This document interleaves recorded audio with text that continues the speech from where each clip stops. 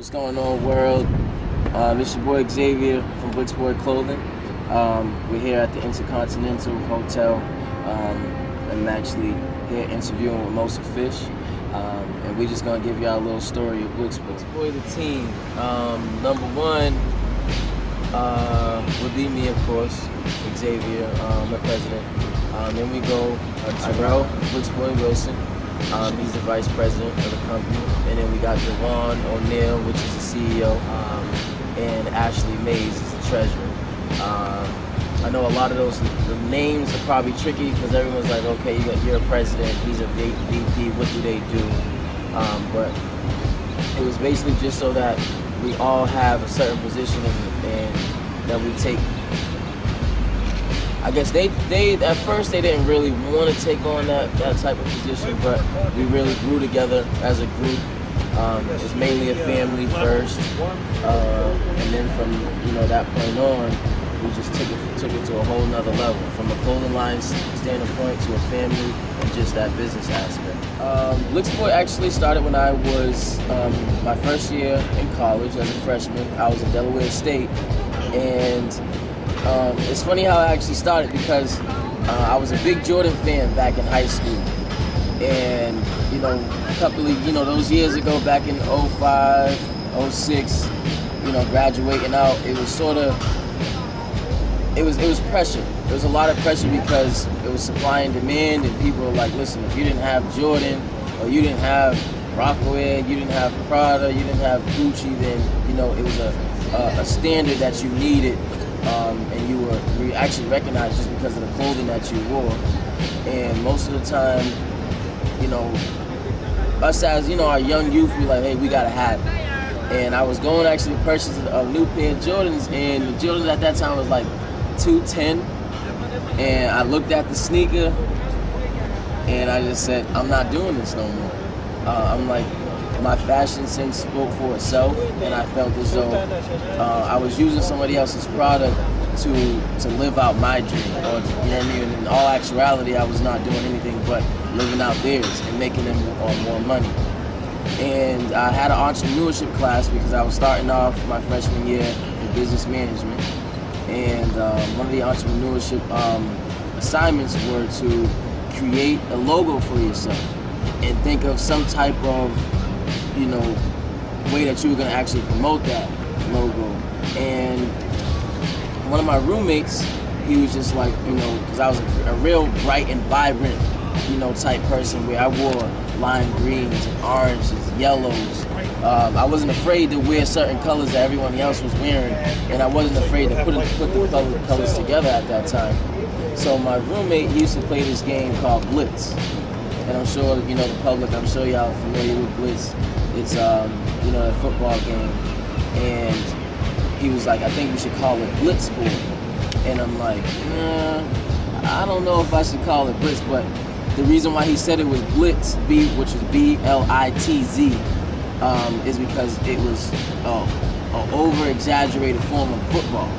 And that's what he felt my style of clothing was. It was really over-exaggerated. Like there was nothing that I couldn't put together or I was afraid to put together. And his girlfriend came to me the next night and said, I found another name for it. And I'm like, okay, where'd you get it from? And she's like, I looked right in the dictionary under Blitz, and there was Blix, B-L-I-X. The funny thing is I still have that dictionary, and I circled it, and at that point, I said to myself, this is going to be my name. It's going to be Blixboy, which is B-L-I-X-B-O-Y, clothing. And from that point, I put it up on, banners. I printed out in big letters, put it up around the campus, and before I knew it, the campus were, booming with just this name. And one of the things that I learned during that entrepreneurship class was that when you write a name down that you think you want for yourself, or even a nickname, like back when you're in high school or middle school, you had a nickname and you write it all over your notepad, or you're scribbling it on the desk, and you see that name all the time to give you this sort of, it's like a feeling like, oh, that's me. And once I started pasting up places, I'm like, this is exactly gonna be my name. And from that point on, it's been Blixboy. I started it there in Delaware. The ending of my sophomore year, I came back to Boston, and I was a little,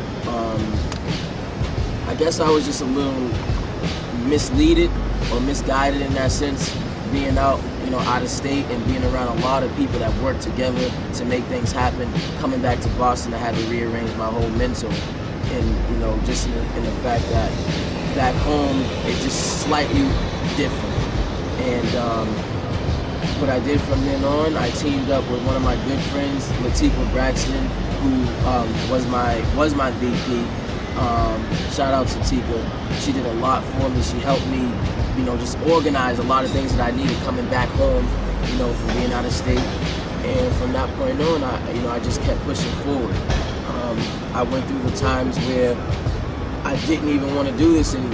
You know what I mean? I always had a passion for it, but it wasn't something that I was engaged in, my whole life, like want to do it business-wise. It was just, hey, I love clothing, I love fashion, it's a part of me. But she helped mold that fact and make me, just a little bit more business-oriented in that fact, and I really do appreciate that from her. And from that point on, I just kept going. That's really. Well, from the first time I did my first show here in Dorchester, actually I did it on Talbot Ave at the Boys and Girls Club. A lot of people asking that. Because when you first start out, you need an establishment actually where you can sell your clothing, where people can actually purchase the product, where they can, sit down and speak to us, because we're really hands-on. We don't like to be behind the scenes a lot. We like to be right up in front.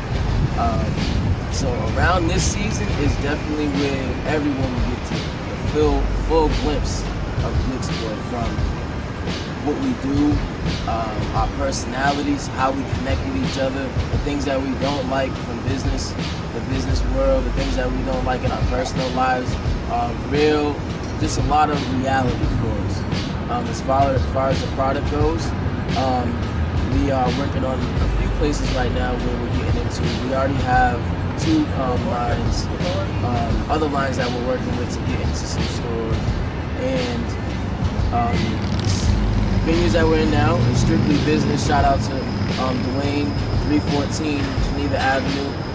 They just opened up. They're more of a boutique, but as soon as I actually sat down with him and gave him the business plan, I gave him the percentage of what I wanted, what I needed. He met those requirements, and we've been in there for about 4 months now.